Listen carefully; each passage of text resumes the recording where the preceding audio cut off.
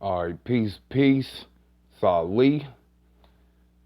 And obviously, I'm trying to get this thing straight so you can see and hear me. Go ahead and press 9 in the chat box if you can see and hear me okay. Go ahead and press 9 in the chat box.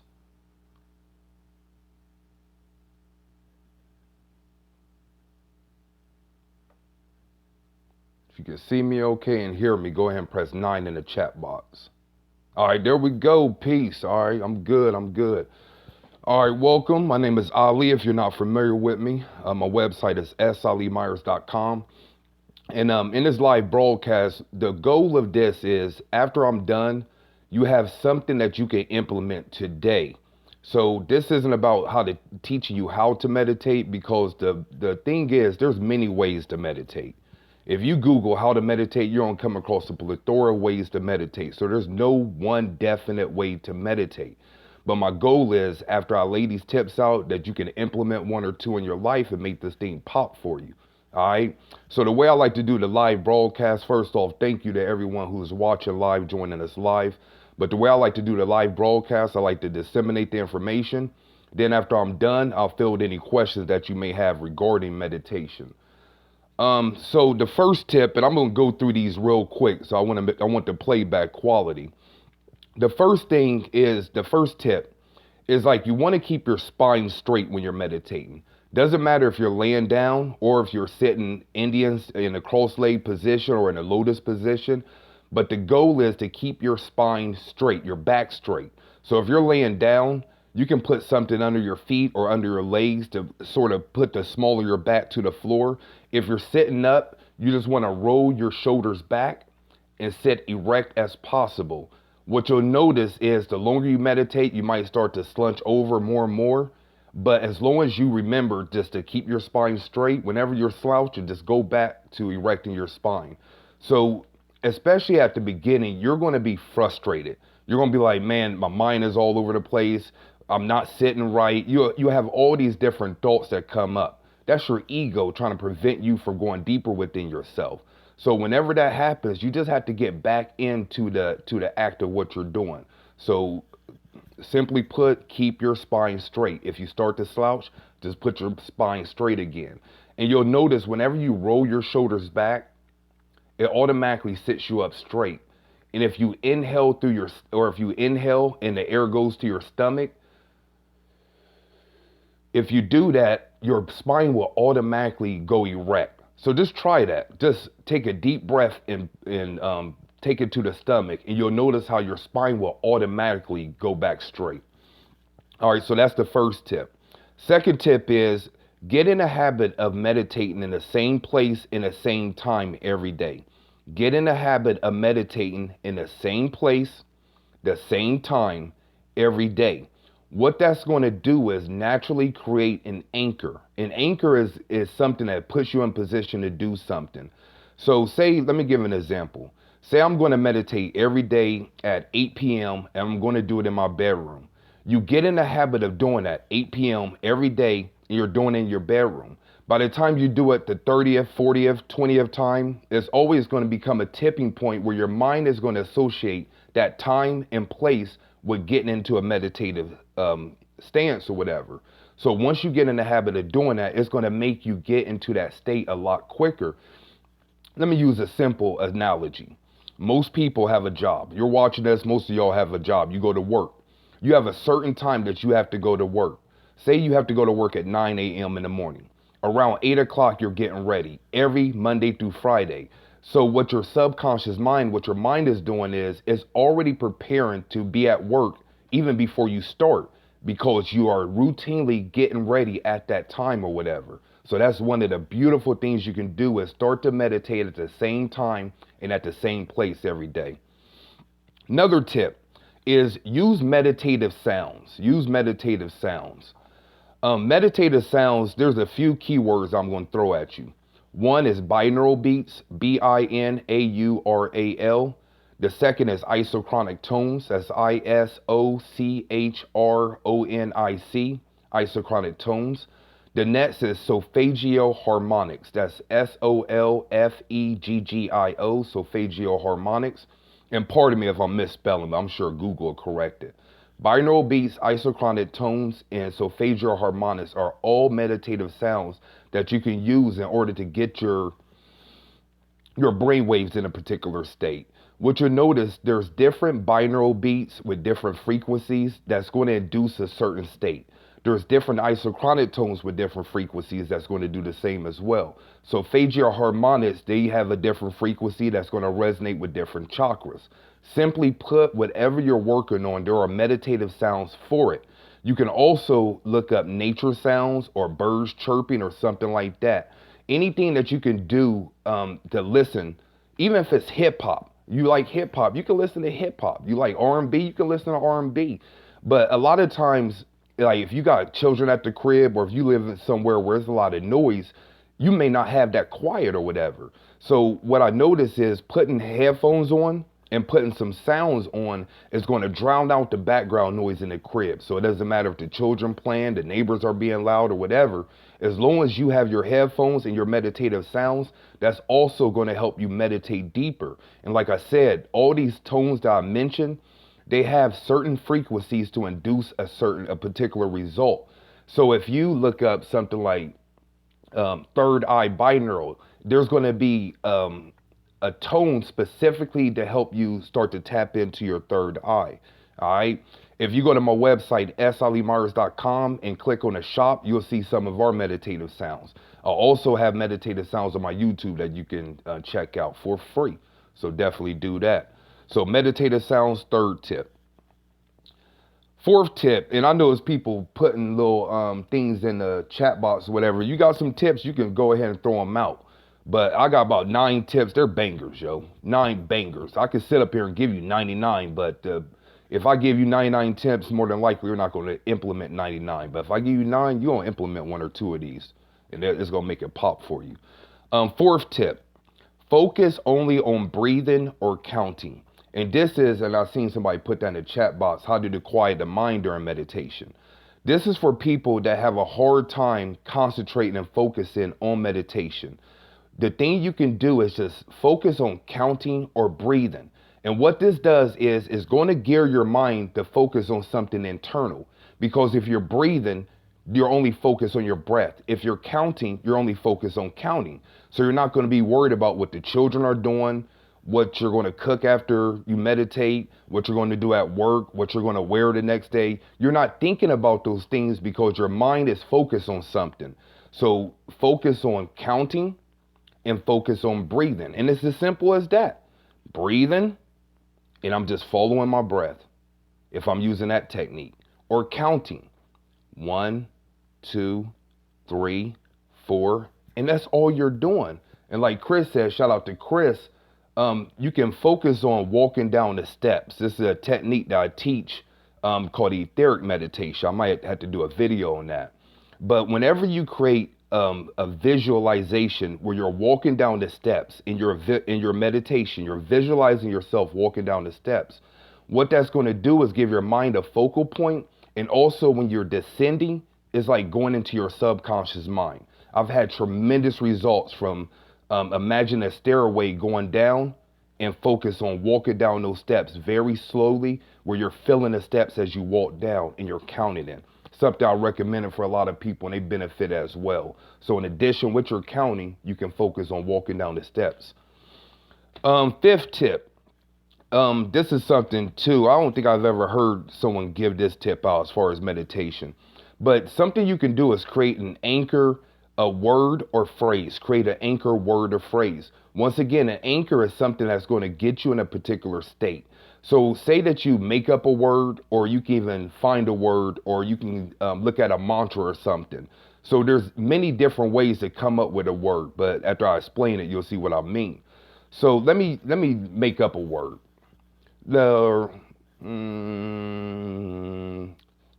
Mid-slick. Okay, I made up a word called mid-slick. Doesn't matter how you spell it, just matter that I know it. So my anchor word for meditation is mid-slick. The way I'm going to use this anchor word is before I meditate, I'm going to focus on my keyword, my anchor word.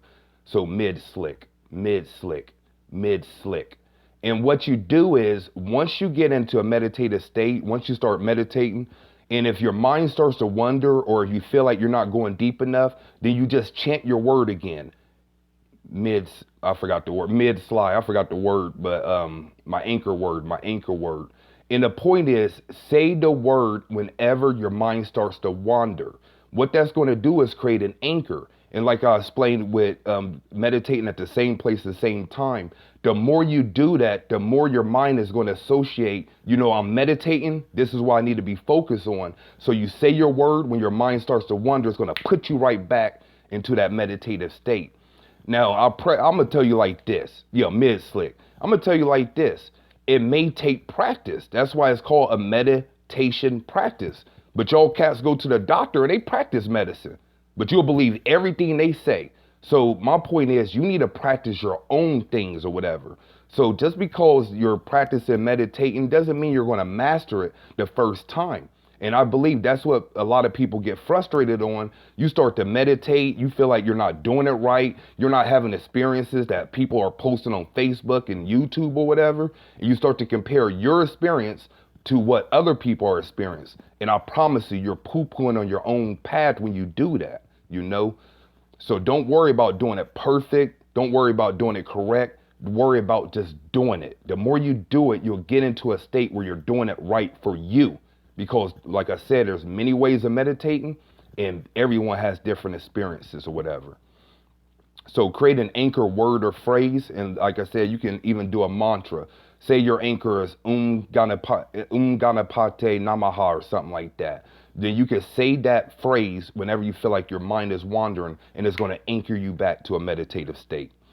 Next tip, place a crystal on your third eye. Now, if you're laying down, this is something you can do.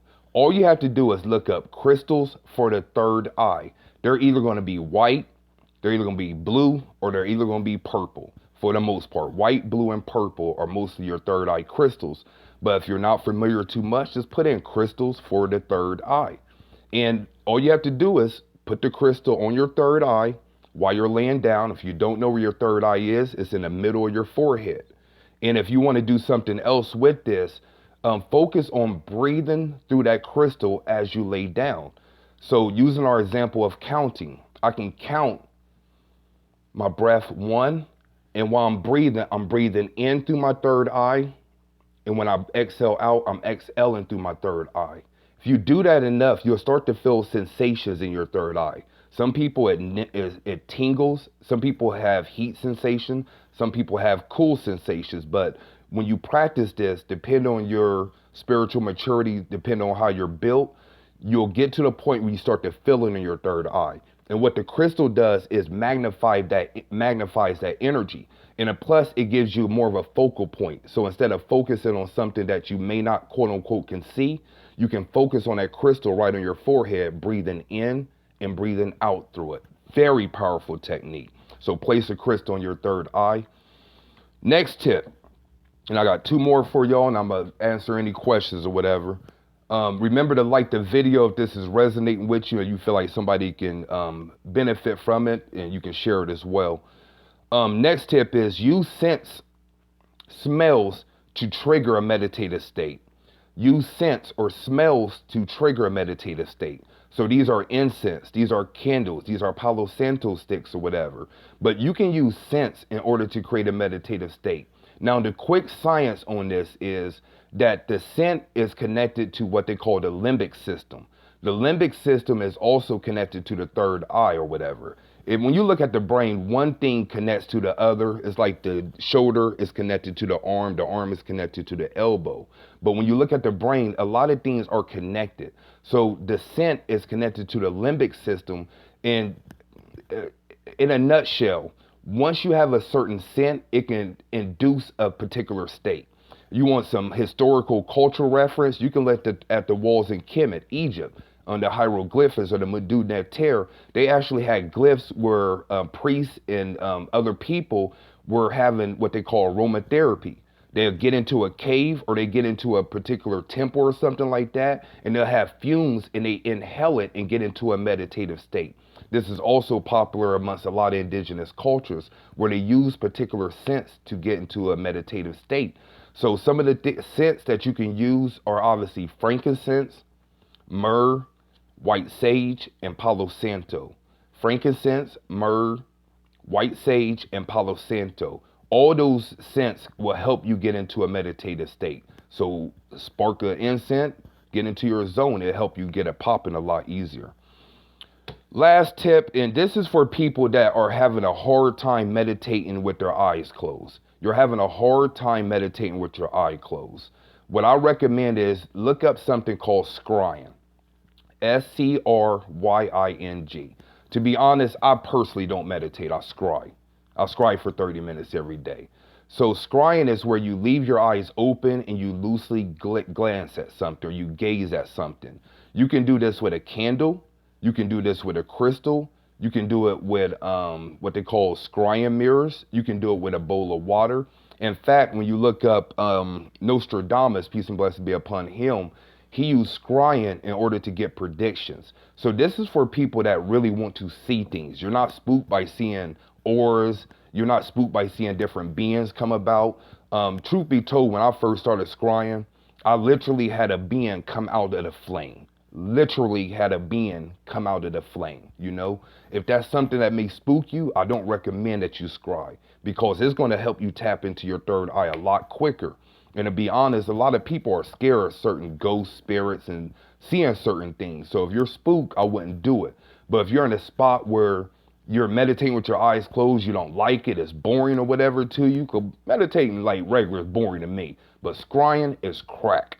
So there's a book that people are putting in the Accelerator, Scrying for Beginners. I also have a workshop masterclass that I did called Psychic Development Masterclass.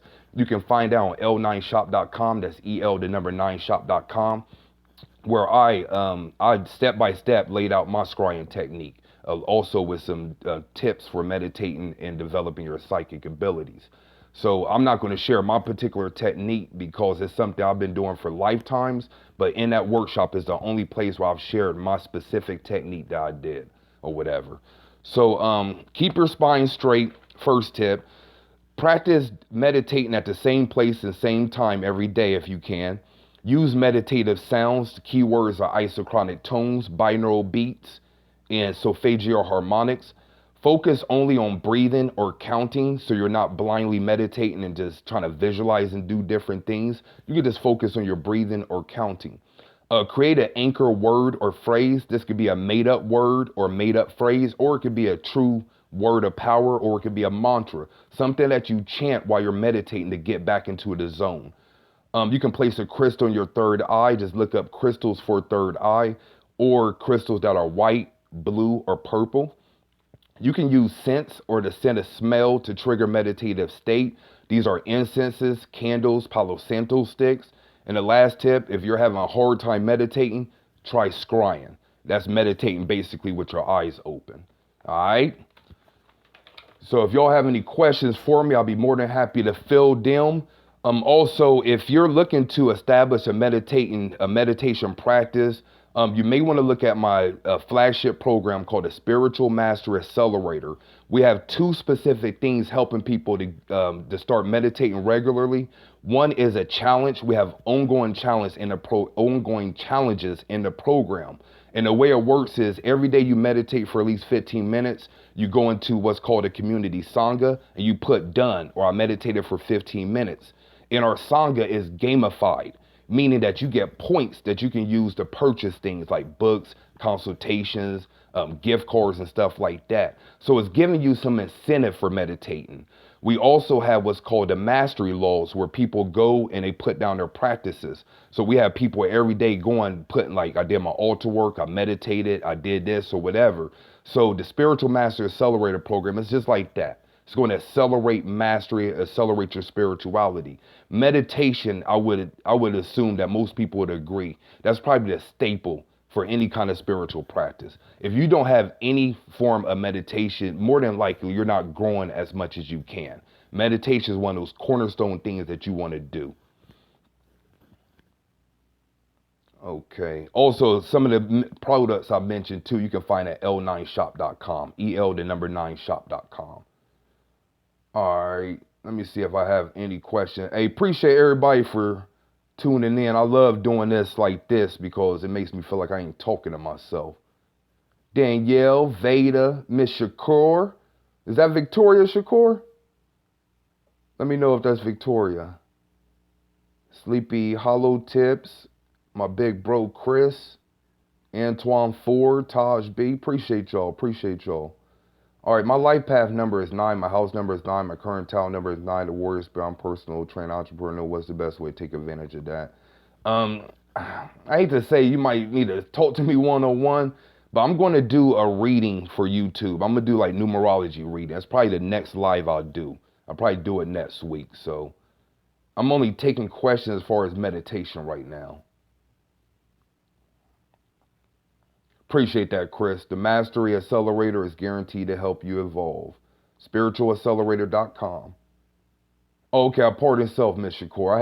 I have a client that's last name is Shakur. Hey, what up, Jazzy B? Oh, you're welcome. Yup, everybody, you don't have to thank me. Everybody, you're welcome. So that's for everybody. You don't have to thank me. Like I said in my last live broadcast, the best way to thank me, even though you don't have to, but the best way to thank me is supporting my ventures, our online store, things I'm selling, things I'm doing. That's the best way to thank me or whatever. Other than that, just you being here and listening to me is thanks enough. Real rap. Can I burn ancestor money for a boyfriend? Yes. That's a quick answer.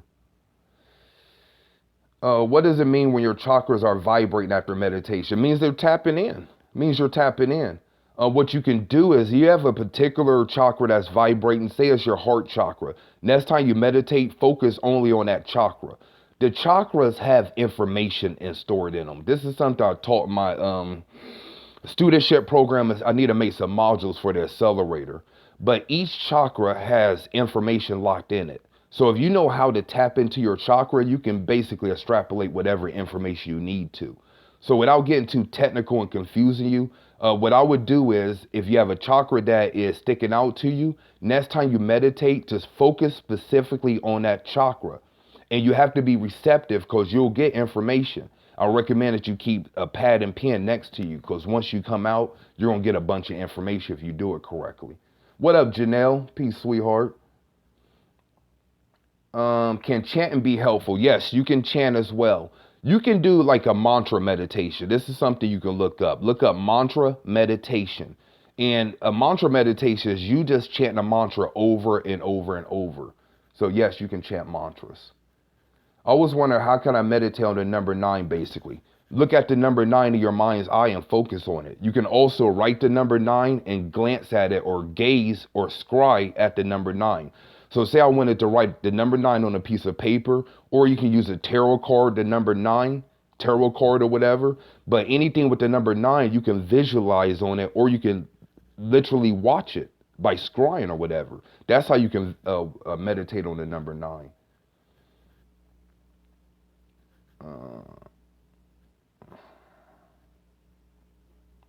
Hold on, I'm going through this. How often should I burn ancestor money before I meditate? However often you want to.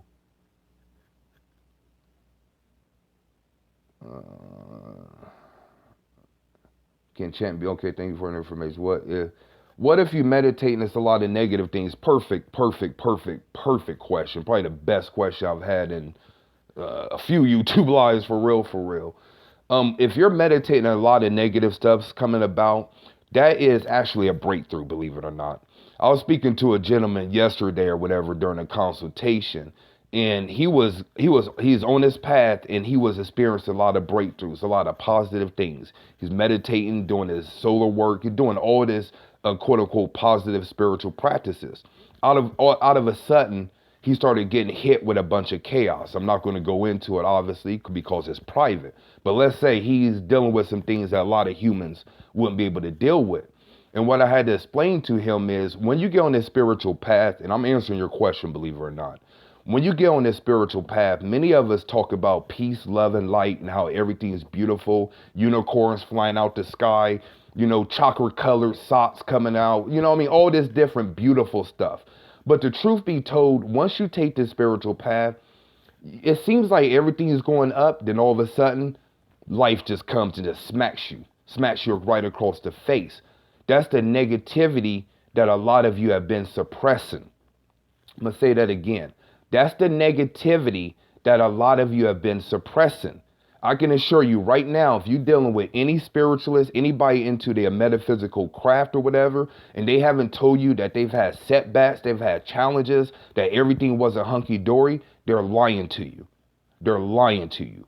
Once you get on this path, it's not all beautiful sunshines and rainbows. But the trick is you have to get through the ugliness in order to extrapolate more light or whatever. So my point is, if you have these negative things come up, they're things that obviously you need to deal with. Another example that I can use is someone that was raped when they were younger. Say they were brutally raped when they were younger. Most people, what they do is bury that in their subconscious mind. They just bury it so they don't have to deal with it. They don't have to live with it or whatever. But then they start having relationship problems. Then they start having job problems. Then they have all kinds of different issues that come about because they have suppressed that raping or whatever. So the trick is you want to bring everything that you have been hiding and burying, you want to bring it to the surface so you can deal with it. It's hard to work on things if you leave it unseen. So when you have negative things pop up in your meditation, that's your soul, your spirit, your mind, whatever you want to call it, showing you things that you need to work on. And I don't recommend suppressing and faking it till you make it at this point. You got to deal with that ugliness. A lot of part of the spiritual path is dealing with your ugliness. That's why I call myself a death coach. I'm not a life coach because I want to help you dead parts of your ego. I want to help you dead parts of your demonic nature. I want to help you dead that darkness within you. Once you dead all that, you're left with nothing but light. You feel me? But people are trying to put light on dark things because they're trying to bury it up more and more. I see this a lot in the spiritual community. After like everything's fine and they have no problems. But the relationships, money, all these things are in disarray because they're faking it, they're hiding, they're lying to themselves. So that is a breakthrough if you're meditating and having quote unquote negative things pop up. That makes sense?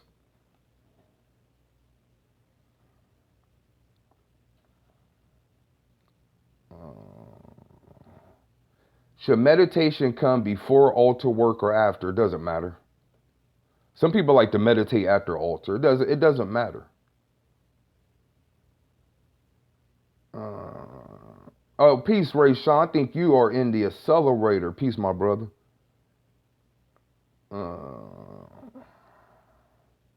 Hey, bro, I'm telling you, in the Accelerator, go to the basic spiritual practice module on your main dashboard. I lay out a simple module, a simple regimen that you can do. Also, look at the Mastering Spiritual Mastery module on your dashboard and look at specifically the path of meditation. That's going to help you a lot, bro. If you're not in the Accelerator, sorry, you can't look that up. We'll do tonight. Got to put boyfriend on my altar. You put whoever you want to on your altar. Okay.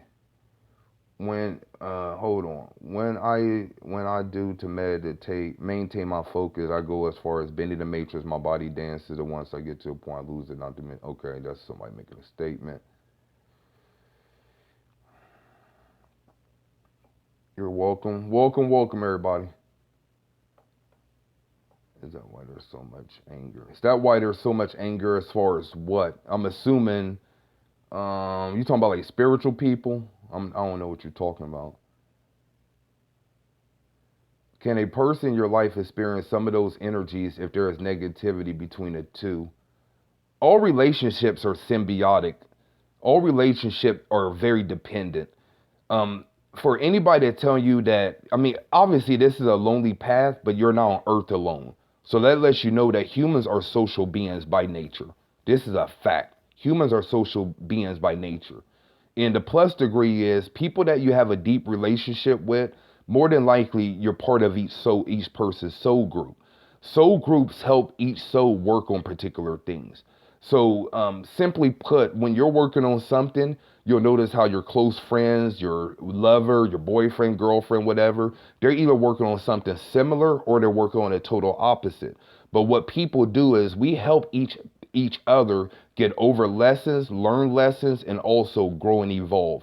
This is very much is a codependent world that we live in.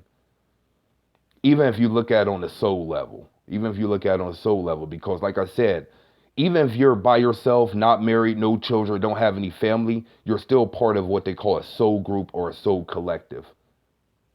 So you can have people that you work with, or it can even be a stranger that's teaching you a lesson. A good one is people that drive to work and they get cut off or they have road rage or something like that. The person that is cutting you off more than likely could be part of your soul group.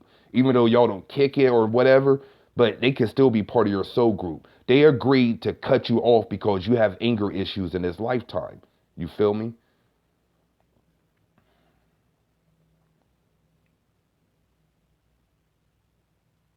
Welcome, Shannon. Hey, what up, Danielle?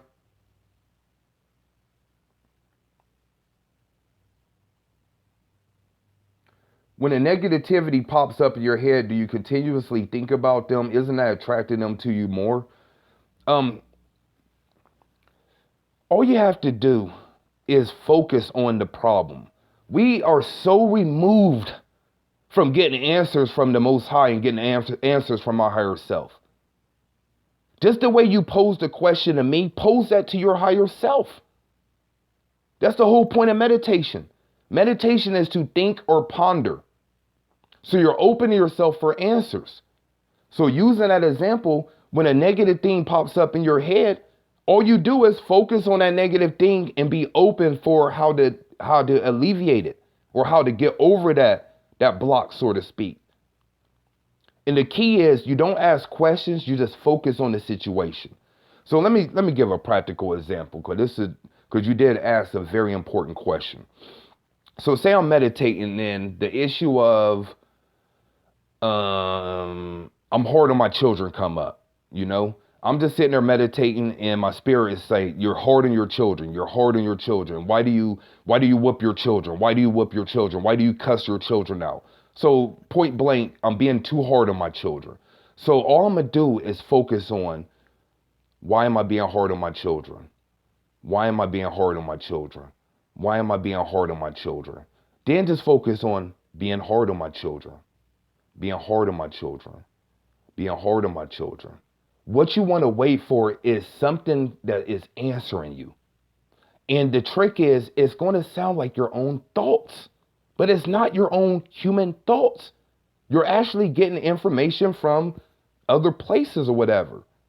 But we have to get in a position where we ask questions to our higher self and we're open for answers. Just like you do when you go on Google. You put in your Google request, you wait for the answer. When you ask Ali or anyone else a question, you put your question in, do you wait on the answer? Use that same motif in your meditation. Put your request into the ethers, wait for an answer. But the problem is, a lot of people don't like their answer. That's your ego. That's your ego. So this all takes practice. That's why people come to people like me, guides and teachers. I'm one of the rare people where I don't want people to rely on me. So what I do is I do my best to give you tools that you can implement so you never have to ask me that question. You'll never have to ask anyone that question. You know? That's the what I do my best to do. I do not want people reliant on other people. We are in 2017. The days of you sitting with a master for lifetimes and lifetimes like this is over. For those who are ready to wake up, you have to become the Bruce Leroy. Watch that movie, Return of the Dragon, The Last Dragon. When Bruce Leroy went to his master after looking all around, trying to find a master, he said, you didn't look the only place. There's one place you didn't look. Because that man was no longer his master. Now, this isn't for everybody. A lot of people are subservient. They need guidance. They need to stay with a teacher as long as they can. But the people that I like to attract are people that want to step up and be their own master. So I'm telling you, you can learn more from meditating on your own than asking everyone 20 million questions. Because I got some facts, man. I got facts, I got experiences. But my facts and experiences is not going to help you get to where you need to be. The only thing you can do is go deeper within. That's why it's boring. That's why every teacher talks about it, but everyone doesn't do it. Why? Because it's hard. It's much harder to ask yourself a question than it is to come on YouTube or email Ali and ask me a question. That's real truth. It may hurt. You may not like me. That's okay. But that's truth. I'm not going to lie to you. And my opinion may change 5 years from now. That's the thing about me. I'm not married to none of this information. I can care less. I do my best to disseminate as easy as possible, use as little sentences as possible to get a point across. But at the end of the day, I'm not married to none of this. I can wake up tomorrow and the spirit tell me altar work is dumb and wrong, and I would just stop doing altar work. I'm not married to it. Devoid of ego. That's where we need to be. Pardon yourself for a little tangent. Try not to do that on YouTube.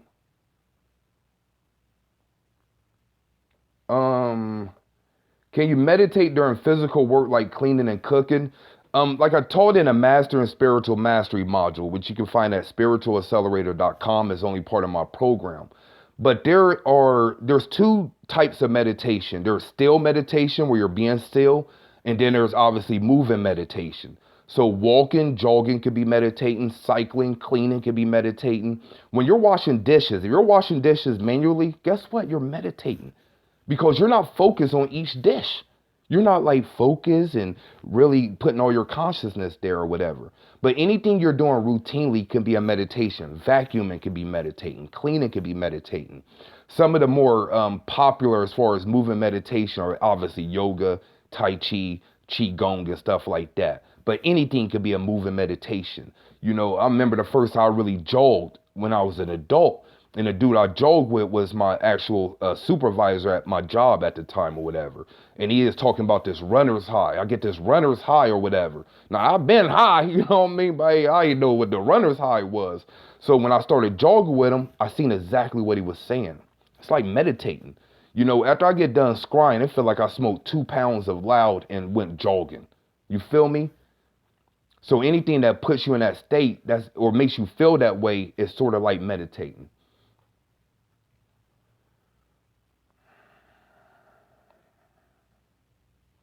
Once again, y'all ain't got to thank me, man. It makes it harder, man, to go through these things. Statements or questions. I appreciate all the things. Like I said, the best way to thank me is by supporting my businesses, man.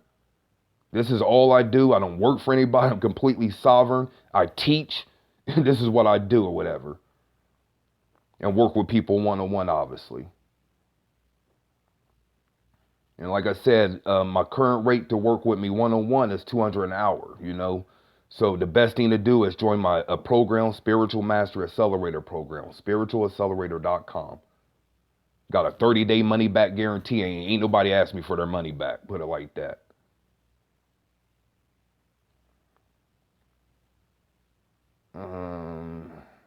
All right, where was I at before my tangents?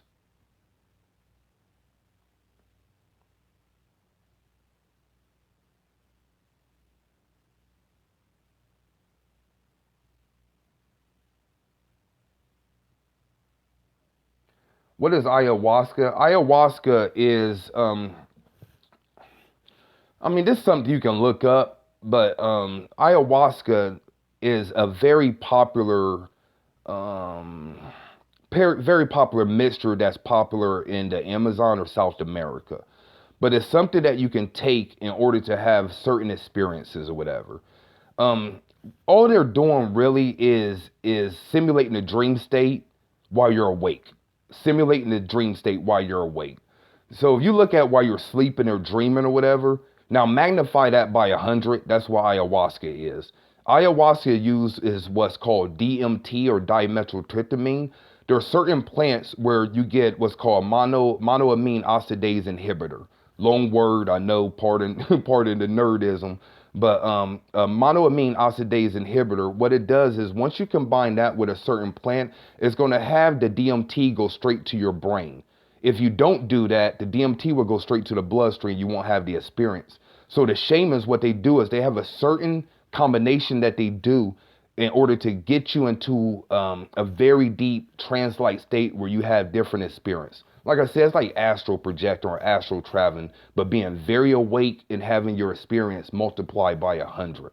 So simply put, DMT is a substance that you can take in order to have certain experiences. But in America, it's considered a Schedule A drug. Schedule A drug means that it has a heavy penalty, a prison penalty. It's akin to heroin, but DMT is something that your body readily makes. Put it like this: everybody is carrying an illegal substance if you think DMT is illegal. But I don't want to get deep into that. We could spend a whole lot of time talking about that. But yo, you can look up DMT.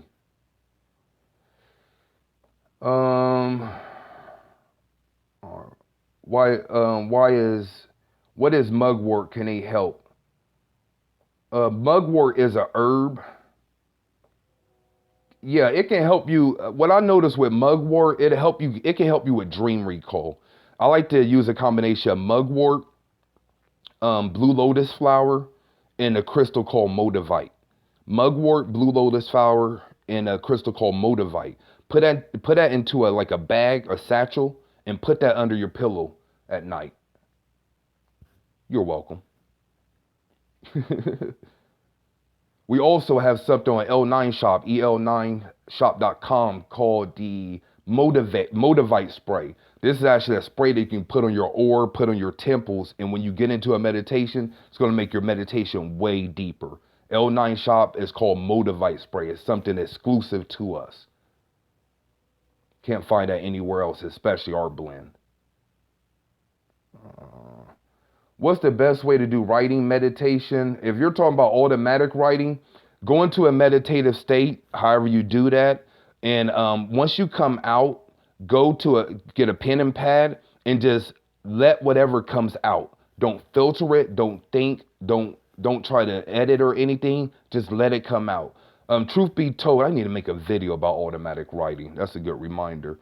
Truth be told, I found out one of my past lives by automatic writing. Pardon me. I went into a meditation. This was years ago, yo. Excuse me. I went into a meditation and the spirit told me once I got out to do automatic writing. Long story short, I came out of that meditation, did some automatic writing. I had a name that came to me. I Googled a name. It was actually a name that was on Wikipedia. A week later, I had a synchronistic event that was connected to that name. Don't want to get into the details. Long story short, that was one of my past lives or whatever. I found the initial clue what came from automatic writing. Automatic writing is crack if you never tried it.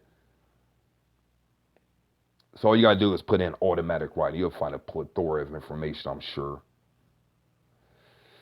Oh yeah, peace AI. Peace. Said love from the Netherlands, Amsterdam, where everybody smokes weed. Thank you. Do you ship to Africa? Yeah, we ship internationally. I don't worry about spammers and stuff. You ain't gonna get me rattled, B. I stay on my dodecahedron. There's nothing you can come on my YouTube channel and say to get me off my G. How can I donate to your channel? Put in sallyMyers.com/donate. sallyMyers.com/donate. And you can donate from there. Also, you can donate through PayPal, and our Gmail is thirdeyeactivation@gmail. THIRDEYEACTIVATION. Thirdeyeactivation@gmail is our PayPal email, or go to sallyMyers.com/donate. And I appreciate that too, by the way. I need a special shout out. I don't even know if she's gonna watch this, but her name is Brittany. I don't want to say the last name, but she has actually made a ongoing monthly donation. Like years ago, she donated and she made it where it's monthly. So she made a monthly donation. I want to shout out her. But I've never had anybody do that. That's beautiful.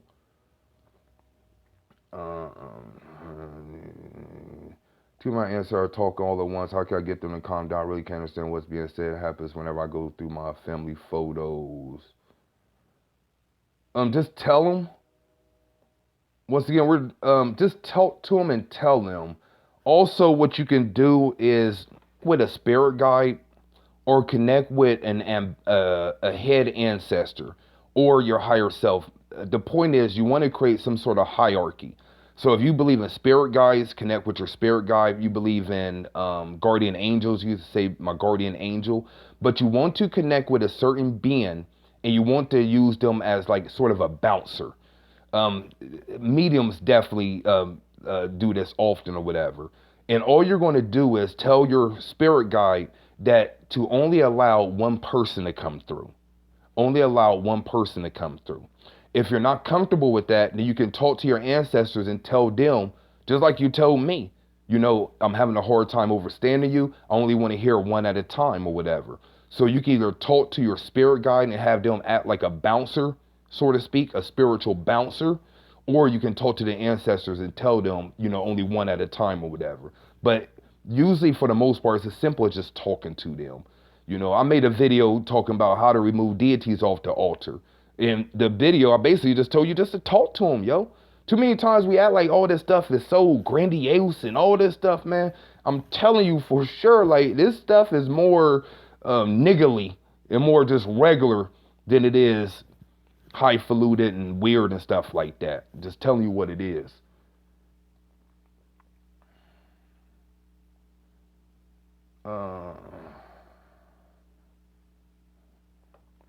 When I meditate, my candle flame flips like crazy. I believe that is the spiritual realm speaker. Listen to me. Yeah, candle flames are one of the ways that spirit communicate. If you're noticing extra flickering in your candle, more than likely that's either a confirmation or they're sending you some sort of transmission. So I would say yes, to answer your question. Is awakening your Kundalini for everybody? Awakening Kundalini is it for everybody? Pretty much, yeah. I would say yes. Everybody could do it. Yes. There's many different techniques, many different procedures. You can actually wake up your Kundalini from research alone, from just studying, you know. You can wake up your Kundalini from meditating. You can wake up your Kundalini from taking a combination of herbs. There's many different ways to wake up the Kundalini. So anything dealing with chakras, breathing, that's going to help you raise up that energy. That's why you want to keep your spine straight, because along the spine are your chakra points. When it's hunched over, it makes it hard for the energy. If you want some technical name, it's called Ida and Pingala, Ida and Pingala, Ida and Pingala, and the middle passage is called Sushumna. So Ida, Pingala, and Sushumna, and those are the energies, yin and yang, that go up through the chakras. If you look at the medical caduceus, you'll see an illustration of this.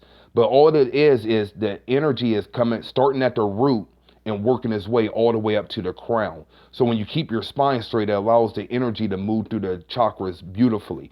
If you have a blockage, it can go from the root to the sacral to the solar plexus and just stop there. So that's why you want to keep your spine straight and you want to breathe as deep as possible. By just doing that, you're automatically going to start to spark that Kundalini energy or whatever. If you want to get deeper, you can actually visualize your chakras and visualize the Ida and the Pingala in the form of a snake going through your spine or whatever. Look up something called Kundalini meditation. I'm sure you can find something like that as well. How do you escape the void when meditating? I don't understand the question.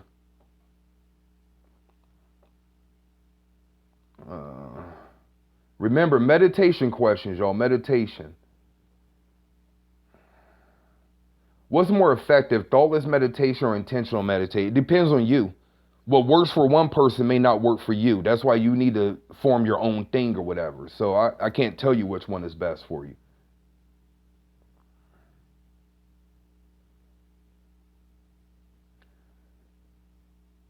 The answer to all the altar question is yes. Thank you, Jazz. Jazzy B 1127. You see her in the chat box. She is actually a member of the Accelerator program, but more importantly, she's a ill medium, yo. She's ill medium. That is, if you come to me and be like, I want a medium, like a true medium, because I talk to spirits, but not like the way she does or whatever, I would recommend her.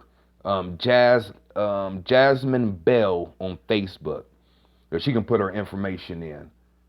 That's one of my favorite people. She's ill, yo.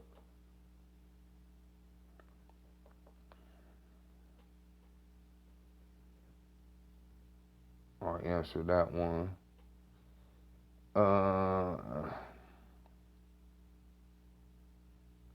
Somebody promoting their channel. Hey, at least I know I'm doing something, yo. I done did these lives. I ain't had no trolls, nobody come in trying to, you know what I'm saying? About time, yo. I always say, if you don't have any haters, you ain't doing nothing right. If you ain't got the people using you, ain't doing nothing right. Ali needs more haters. You feel me? Just don't touch me.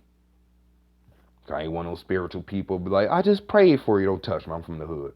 We don't go down like that. Yes, Janelle, I've been noticing sharp back pains after meditating sometimes when I'm at my altar. Do you think that's my Kundalini energy moving? Probably so. Probably so.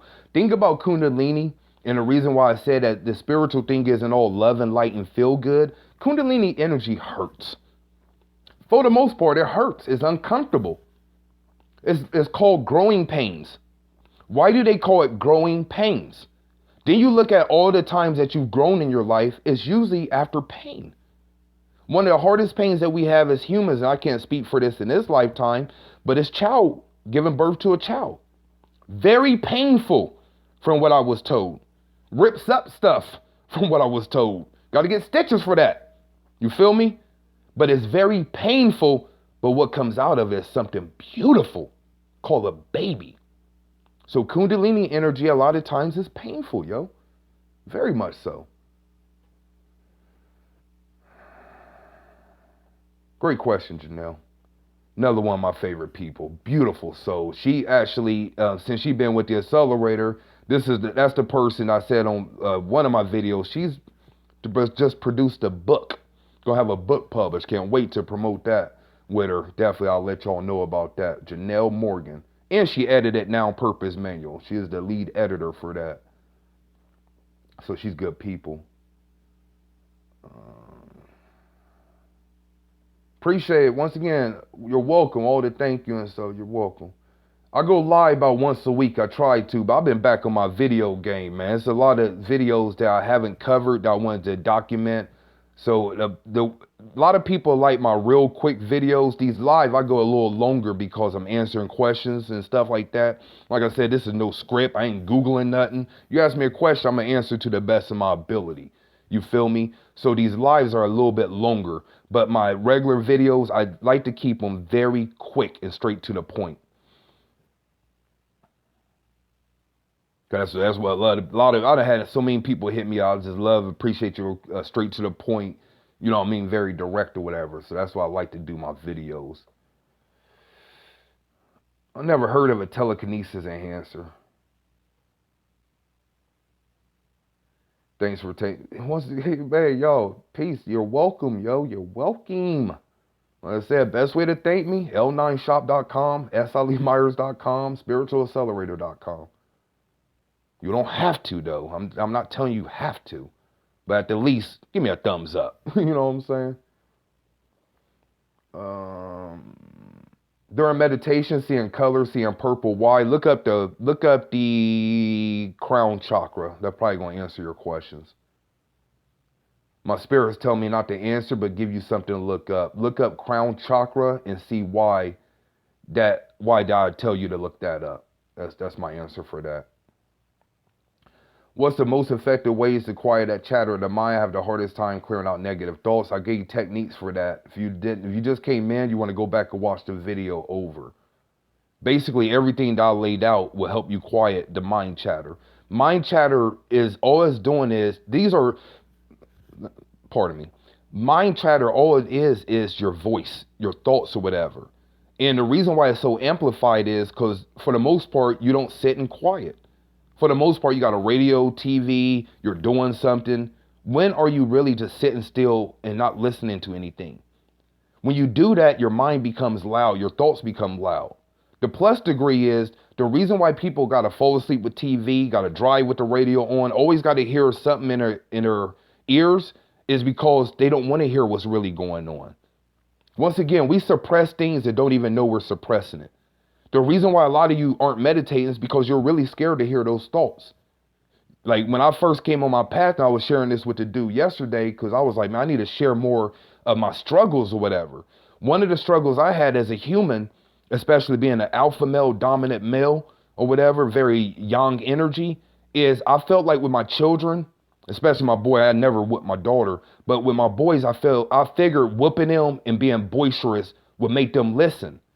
And my youngest, my middle boy or whatever, who's 11, or my middle child who's 11, who is a boy, my youngest boy, when he was younger, like I whooped him to the point where it wasn't cool or whatever. But when I came on the path, when I got deeper into my mastery, what the spirit told me was I had to forgive myself for that. But my point is, it was hard. When you started meditating, when you go on this path, you have these ugly things pop up. I was hurt. Y'all had these thoughts. He picked me for a reason. Why did I treat him that way? You know, if I keep talking about it, I get emotional. But it hurt. And I had to forgive myself. And like I told the dude yesterday, you want to forgive yourself while you're in a body instead of forgiving yourself while you're out of a body. Because if you wait until you leave Earth to try to forgive yourself for all the dumb stuff you did on Earth, it's going to be a lot harder. That's why we have ghosts, attaching spirits, people not going to other levels. I don't have any regrets. Everything that I've so-called done bad in this lifetime, I've forgiven myself. No regrets whatsoever. I have done nothing wrong in my lifetime, you know? But you have to have those things come to surface in order for you to put them in their specific category. Like I said, if you don't, you'll deal with it when you leave the body. That's guaranteed.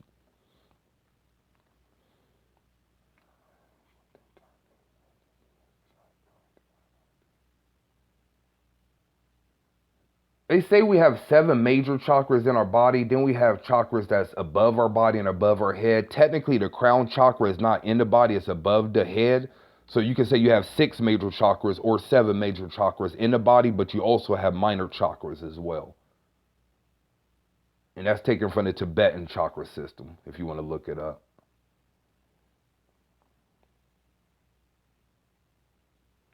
High vibes. Oh, I smoke cigarettes. Would this affect my altar or meditation?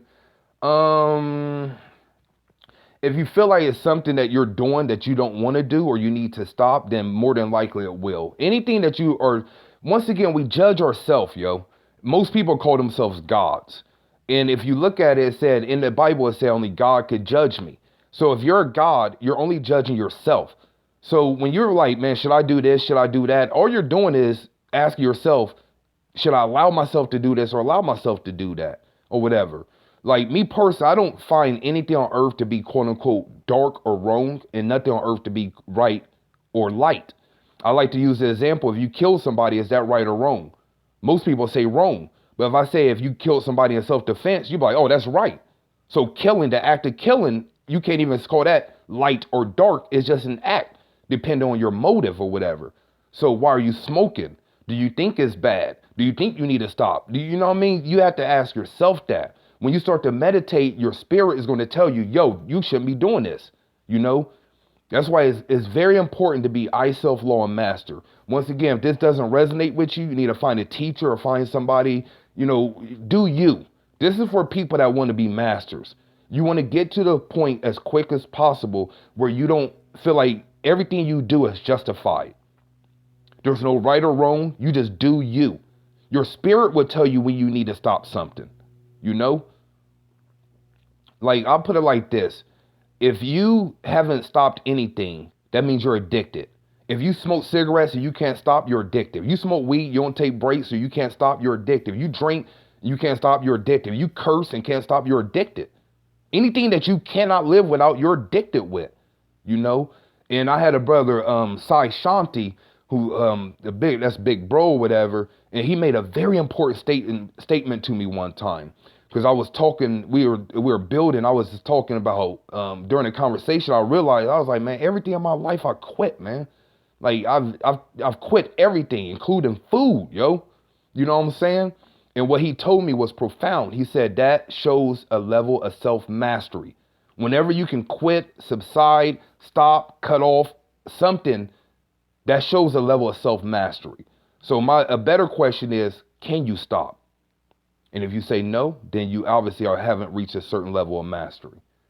Once again, I'm not in the business of telling people what to do and what not to do. It's not my calling, yo. Freestyle spiritualist. Thanks for that, Chris. Yeah, if you subscribe to the channel, you'll get the live notifications. Hit the bell.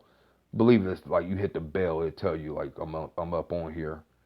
I'll be doing these lives and it'd be very short notice. I think this is like an hour and a half. And I got, still 50-some people watching. That's crazy. For like very short notice. All right, why? Because I stopped eating meat. Am I having more experience? But when I went vegan, I'm seeing less human-looking ancestors.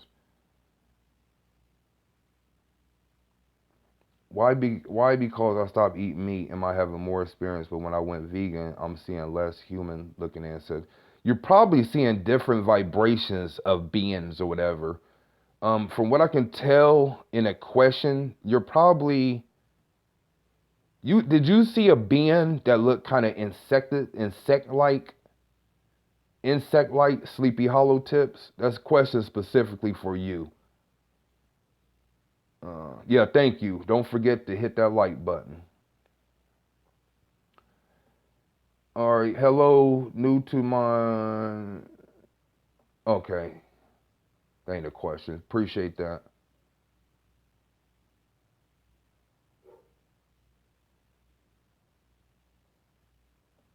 Welcome. Walk on the sea. After I meditate, I sleep and dream that I'm walking on the sea. What does that mean?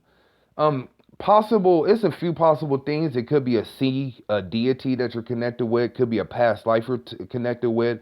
If the water is one of your favorite type of elements, it could be that your mind is automatically putting you somewhere that you're comfortable with. There could be a few different things. It's probably one of the three, though. Things I lead came across for... Yo, Pretty Boss, definitely shout out to Pretty Boss. Cool people. Okay, I don't see any other question. I've been on this joint for an hour. I was interested. Sleepy Hollow tips. Blue and green, but really bright. Could be a bug or snake. Okay, yeah, that's what I was seeing. I don't share this too much because I don't want a lot of questions. But my ability, if I see a question, even though I don't come off like I know the answer, I might be like just... A lot of times I can get answers specifically for a person or whatever.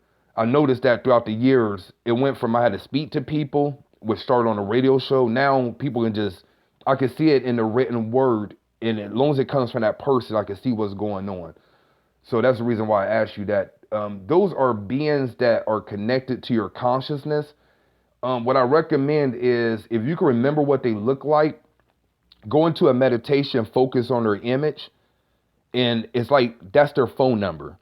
Beings, they either have a symbol, they have a name, they have a color, a number, or you can focus on their image. That's like their phone number.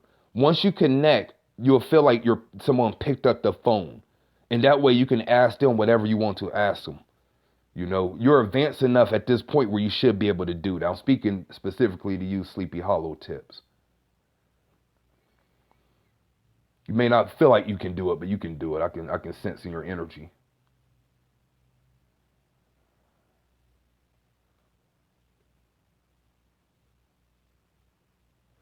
I personally wouldn't deal with that. Now that you put it like that, you're kind of opening yourself up for a lot of different things.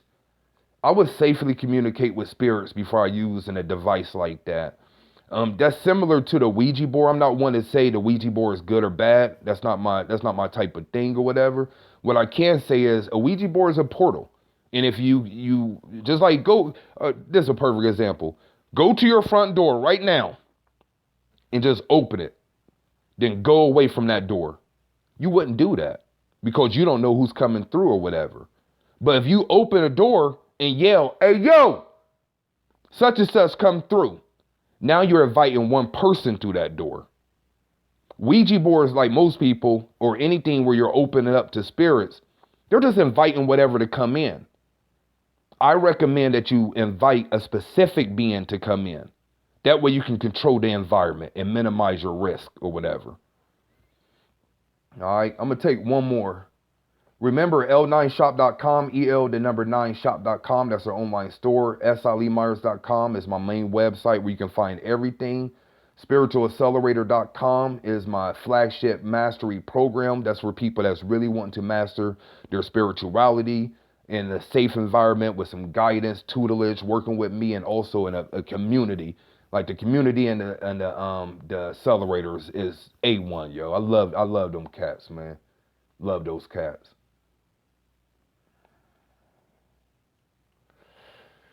Okay, let me see. Covered that. I ain't gonna answer nothing I already covered. Doors and middles, yes, they're portals. Short answer, yes. Alright.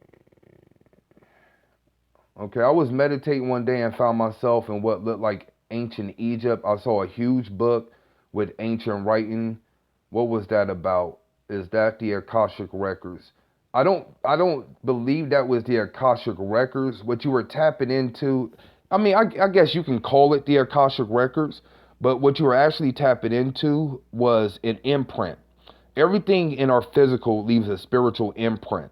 You can call it the Akasha or you can call it the spiritual imprint. So what you were connecting with what was actually in ancient Egypt or ancient Kemet or whatever. So like more than likely you either had a lifetime there or there's a particular being that you're connected to there. The tomes that were left there in ancient Kemet, they were instructions on how to leave Earth, how to leave the body, how to safely travel to the heavens or stuff like that. So either it's in your studies or something that you're working on where you're preparing to do so or whatever. What I'm sensing is your consciousness is preparing you on a certain path or whatever. One thing leads to another that leads to another. I'm seeing how that path is going to lead you to other things. That's about all I'm going to say about that. All right, so that's what it is, y'all. Remember to thumbs up the video. And next week, I'm going to try to do some readings, y'all. I'm going to get on here and do some numerology readings. I ain't never done that on YouTube or whatever, so I'll just help y'all out that way. So, all right, that's what it is. So, this has been Ali on behalf of SILeemyers.com. Until next time, y'all. Peace.